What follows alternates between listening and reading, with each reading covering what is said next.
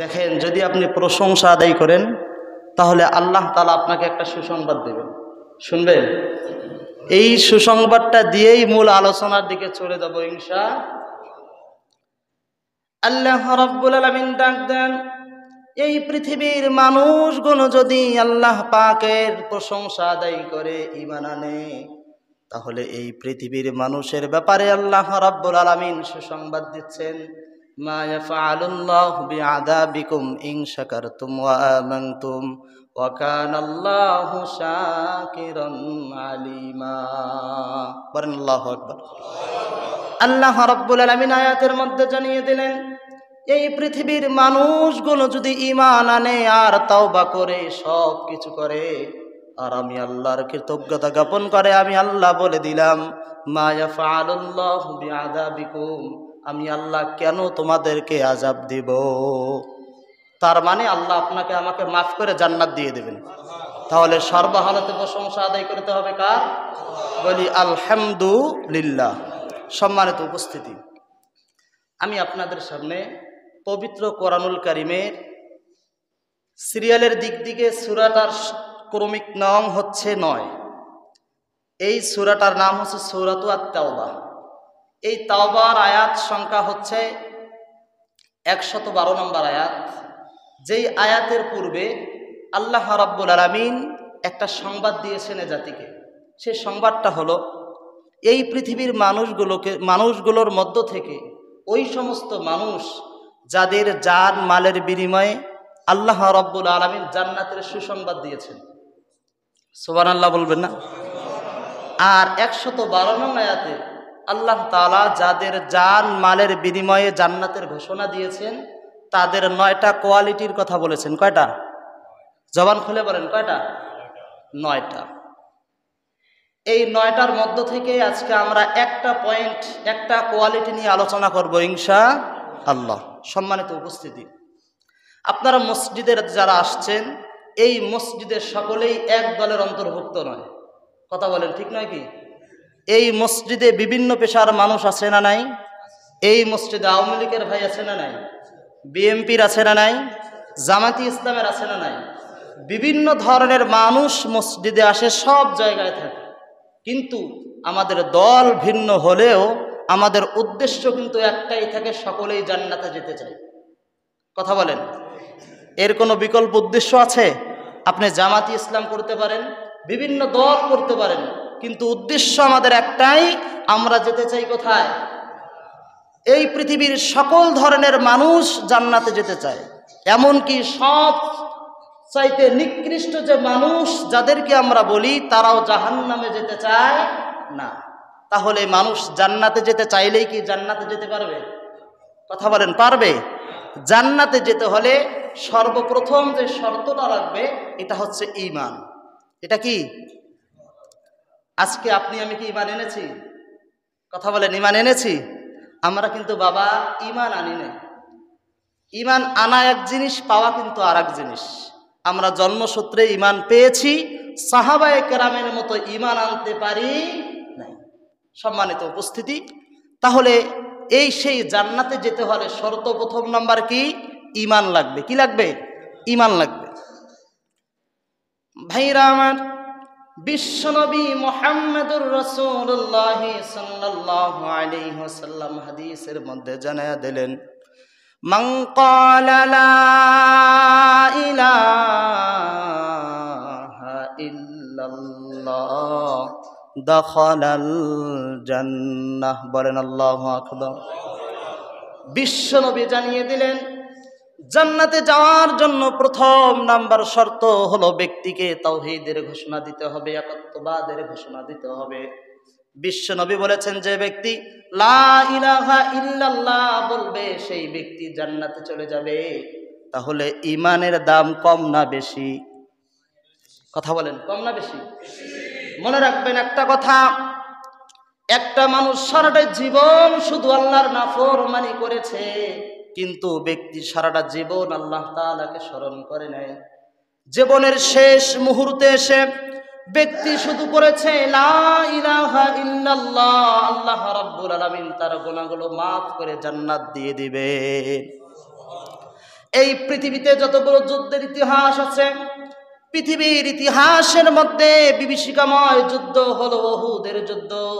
এই যুদ্ধের মধ্যে 70 জন সাহাবা শাহাদাত বরণ করেছে। আল্লাহর নবীর দান্দান মোবারক শহীদ হয়ে গিয়েছে। বিশ্বনবীর মাথার লোহার হেলমেট ভেঙে মাথার ভেতরে ঢুকে গিয়েছে। বিশ্বনবী ময়দানের মধ্যে পড়ে আছে। মনোযোগ লাগবে মুসলমানের আমার। বিশ্বনবী ময়দানের মধ্যে পড়ে আছে। আওয়াজ উঠে গিয়েছে উহুদের ময়দানে, কত কুতিলা মুহাম্মদ, কত কুতিলা মুহাম্মদ। মুহাম্মদ আর দুনিয়ায় নেই, মুহাম্মদ মৃত্যুবরণ করেছে, শাহাদাত বরণ করেছে। ভাইরা আমার, সেই উহুদ যুদ্ধের বিষয়ের মধ্যে একটা বিষয় আপনাদেরকে বলে দেই। সমস্ত মানুষ যখন উহুদ যুদ্ধের ময়দানে চলে গিয়েছে, একটা মানুষ যেতে পারে নাই। সে যখন বাসায় ফিরে আসলো, এসে দেখে বাসায় কোনো পুরুষ বলতে কোনো মানুষ নাই। তারপরও শের হওয়ার জন্য প্রত্যেকটা ঘরের মধ্যে গেল আর পুরুষের নাম ধরে ধরে ডাকা শুরু করে দিল। ভেতর থেকে একজন মহিলা আওয়াজ করে দিলেন, সমস্ত পুরুষগুলো জিহাদের ময়দানে উহুদের যুদ্ধে চলে গিয়েছে। তৎক্ষণাৎ ব্যক্তি মন খারাপ করে বললেন, আমি যদি পুরুষ হয়ে থাকি তাহলে আমি মহিলাদের মতো মহিলাদের কাতারে বাসায় নয়, আমি জিহাদের ময়দানে থাকতে চাই। সুবহানাল্লাহ বলবেন না? ব্যক্তি কিন্তু তখনও ঈমান আনে নাই। ব্যক্তি সে পর্যন্ত ঈমান আনে নাই, ভেতরটা পরিবর্তন হয়ে গেল। ব্যক্তি নিজে নিজেই কালিমা পাঠ করে সেই উহুদের ময়দানে গিয়ে সাহাবায়ে কেরামের সঙ্গে কাঁধে কাঁধ মিলে লড়াই করছে।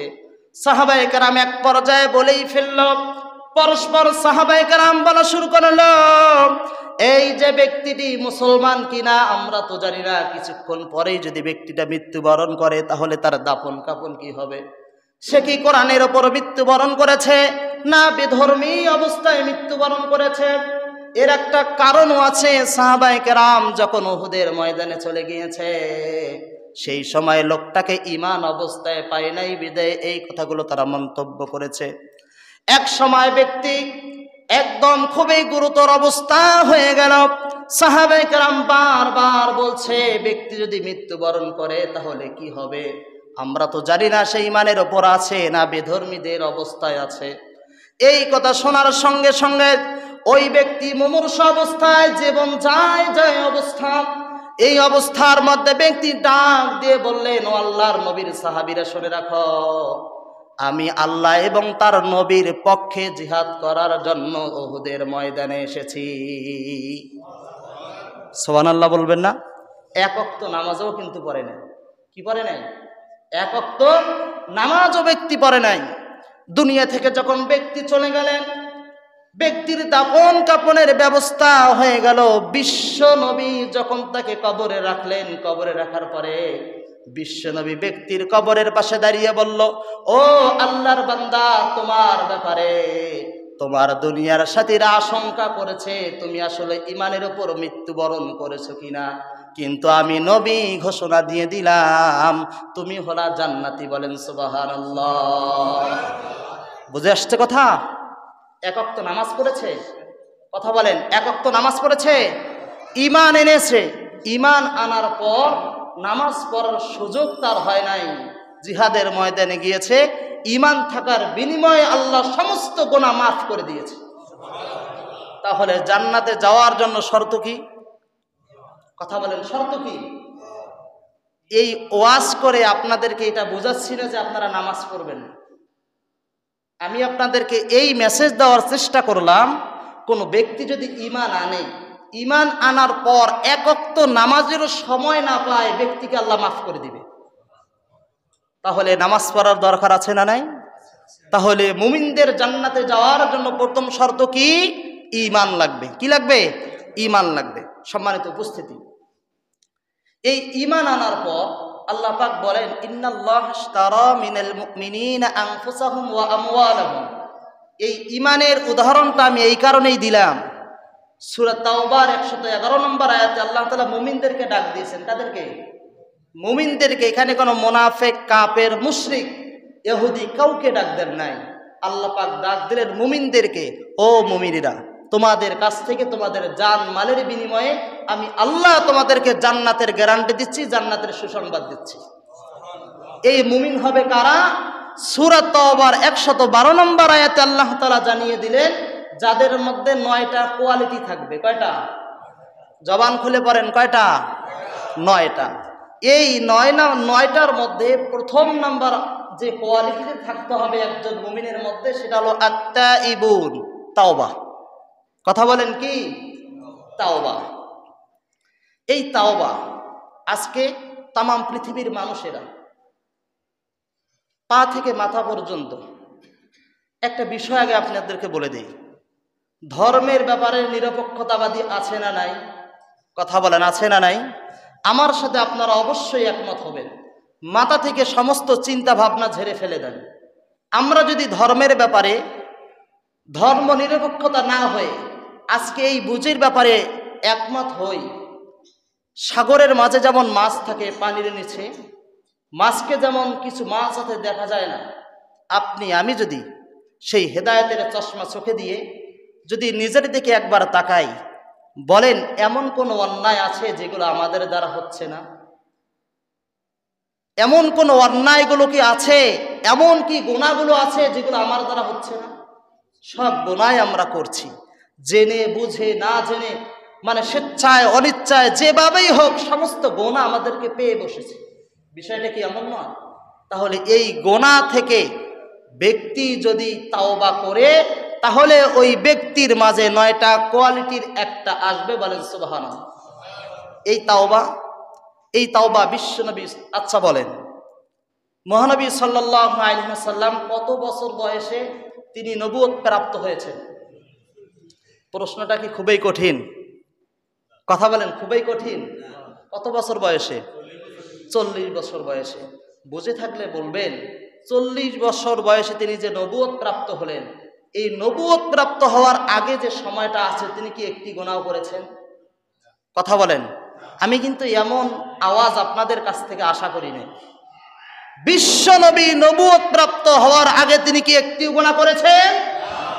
নবুয়ত প্রাপ্ত হওয়ার পরেও কি তিনি একটি গুনাহ করেছেন? সেই নবী বলছেন, যেই নবী নবুয়ত প্রাপ্ত হওয়ার আগেও একটি গুনাহ করে নাই, পরেও একটি গুনাহ করে নাই, সেই নবী বলছেন আল্লাহি ইন্নী লা আস্তাগফিরুল্লাহ ওয়া আতুবু ইলাইহি ফিল ইয়াউমি আকসারা মিন 70 মাররাতান। আল্লাহু আকবার বলেন। সেই বিশ্ব নবী বললেন আমি মুহাম্মদ দৈনিক 70 বারের চেয়েও বেশি আল্লাহর কাছে তাওবা আর ইস্তেগফার করি। আপনি আমি সারাটা দিন রাত গুনাহে ব্যস্ত হয়ে পড়ে গেছি। মানুষ জান্নাতে যাওয়ার জন্য প্রতিযোগিতা করে, কিন্তু আপনি আমি জাহান্নামে যাওয়ার জন্য, গুনাহে লিপ্ত হওয়ার জন্য প্রতিযোগিতা করি, ঠিক কিনা?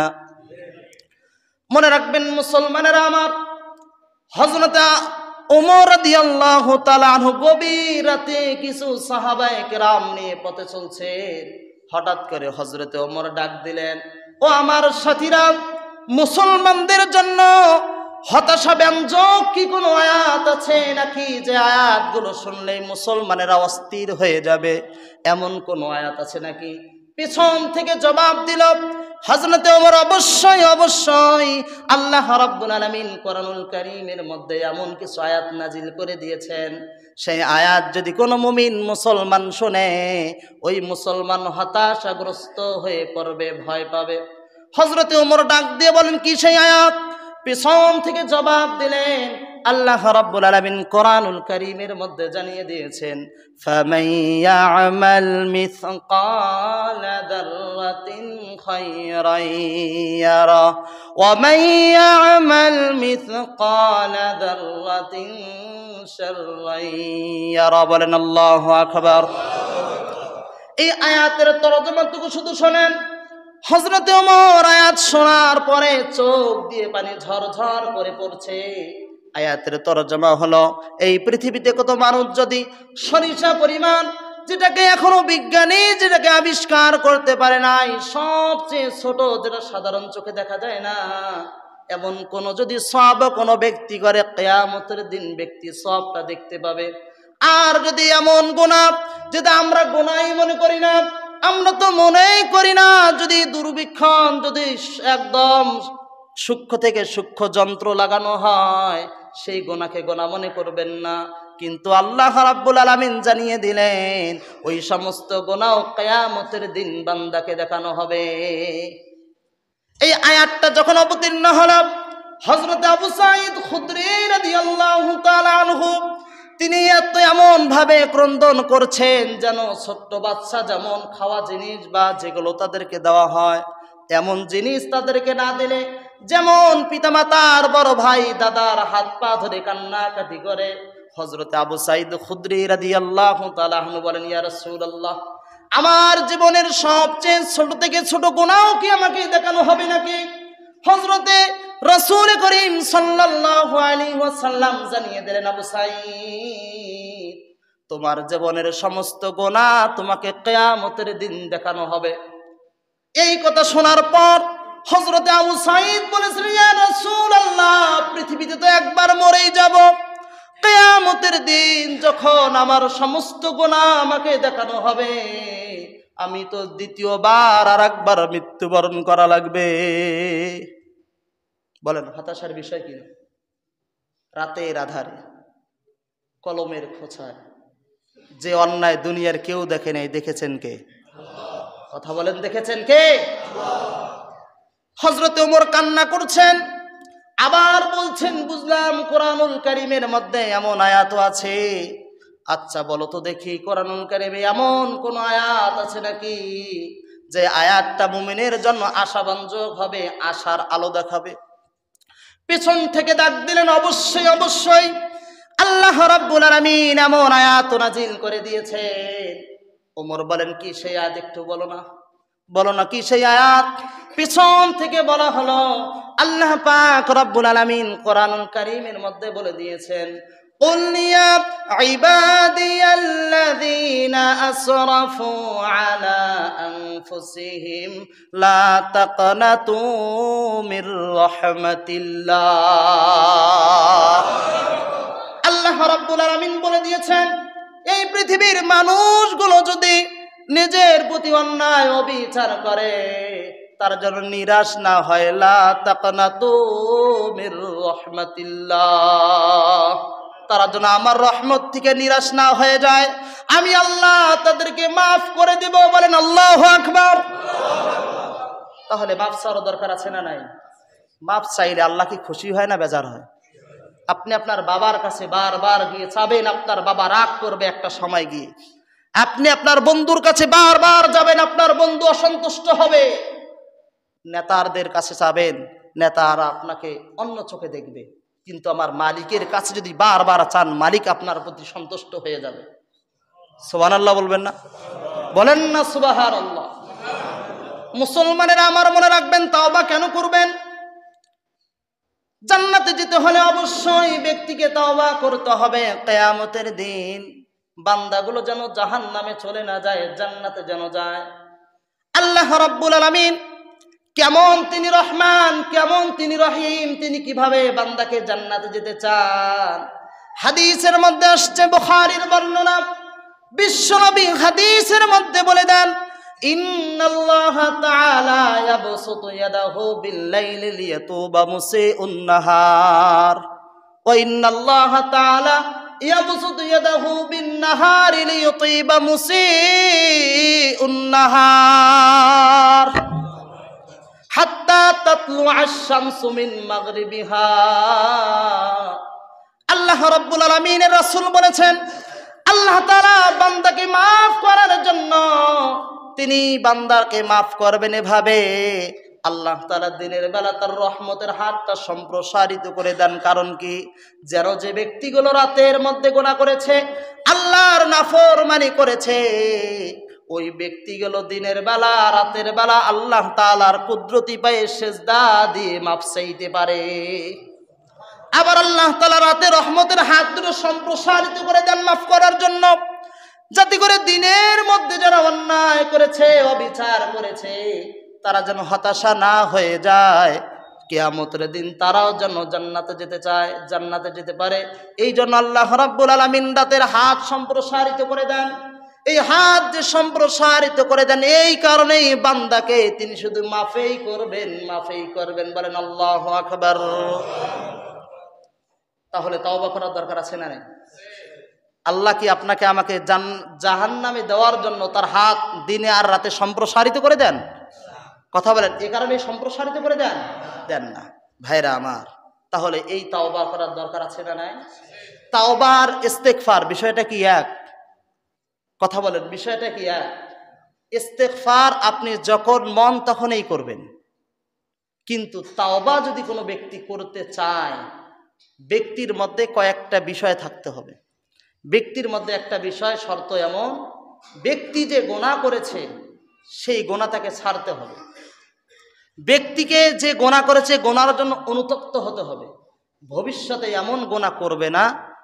এই জন্য আল্লাহ তাআলার কাছে কঠোরভাবে অঙ্গীকারবদ্ধ হতে হবে, আল্লাহ আমি আর গুনাহগুলো করব না।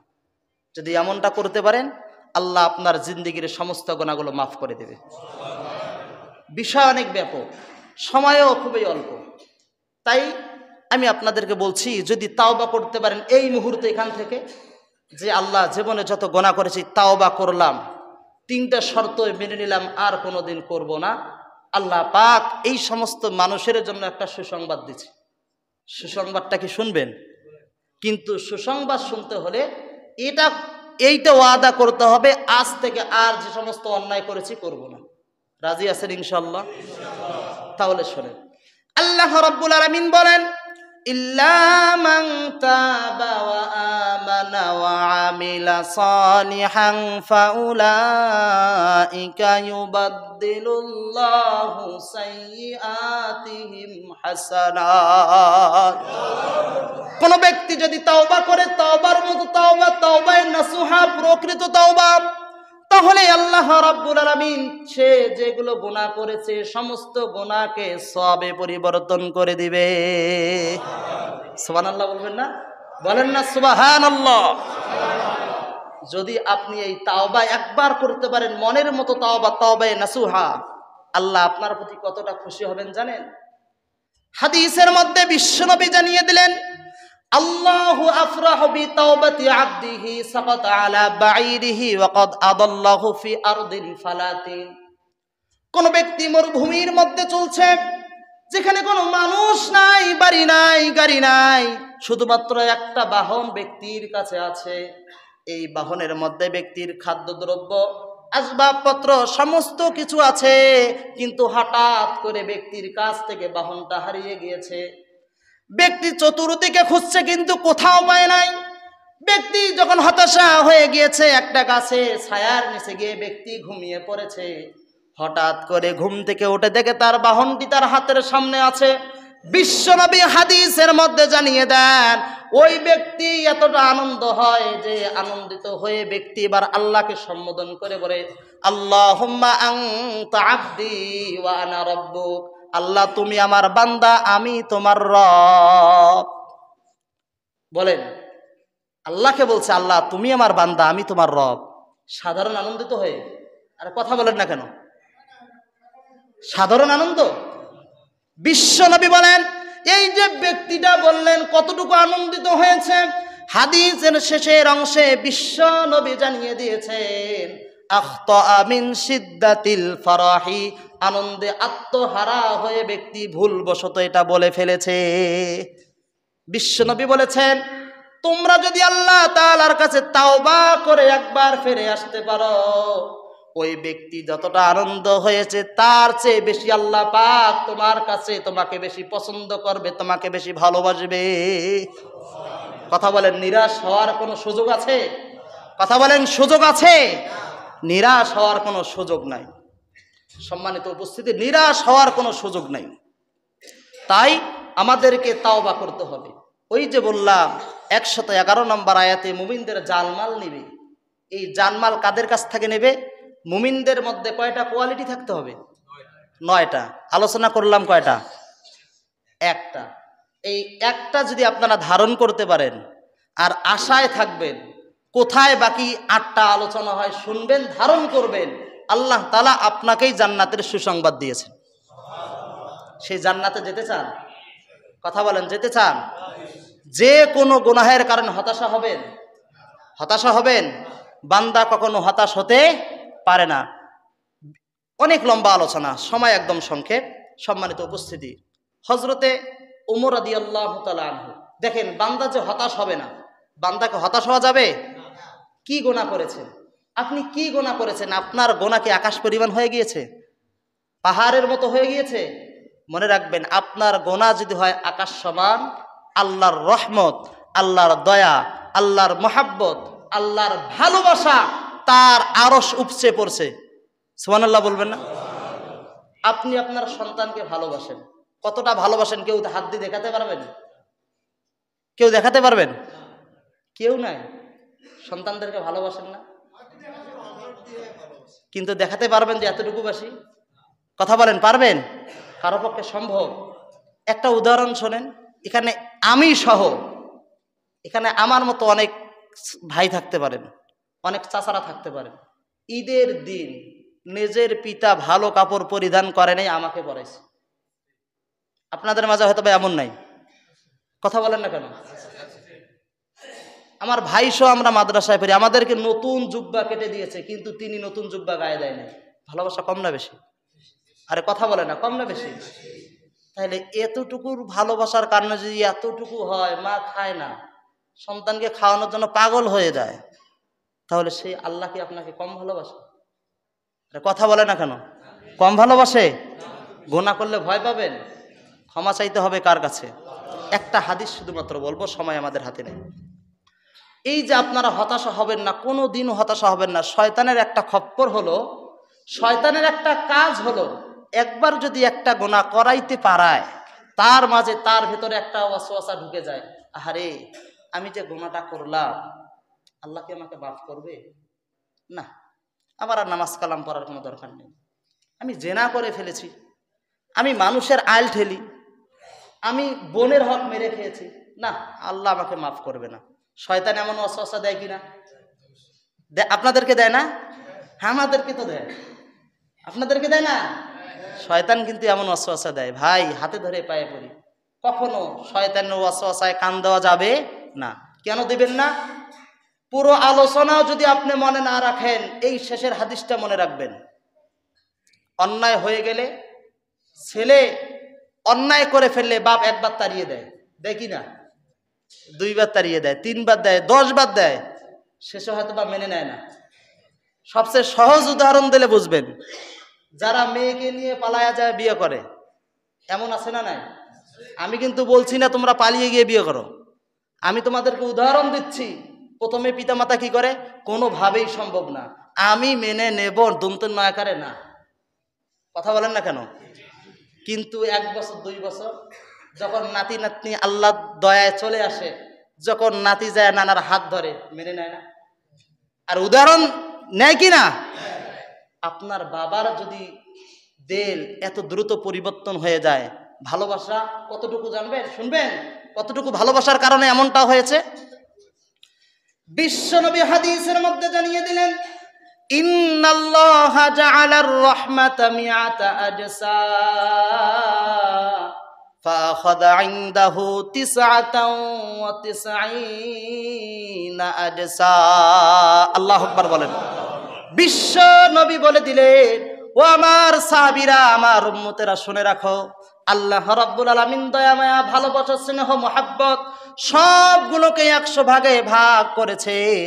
এই পৃথিবীতে শুধু মা না বাবা না, পৃথিবীতে আল্লাহ তাআলা যতগুলো মাখলুক সৃষ্টি করেছে, সমস্ত মাখলুকের মাঝে মাত্র 1% ভালোবাসা দিয়েছে।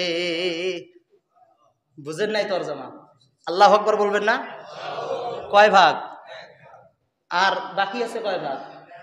আরে কথা বলেন না, কয় ভাগ? তার 99 ভাগ যে আল্লাহর কাছে এখনো আছে। গোনাহ করে হতাশ হওয়া যাবে? হতাশ হওয়া যাবে? তিনি কি মাফ করবেন না?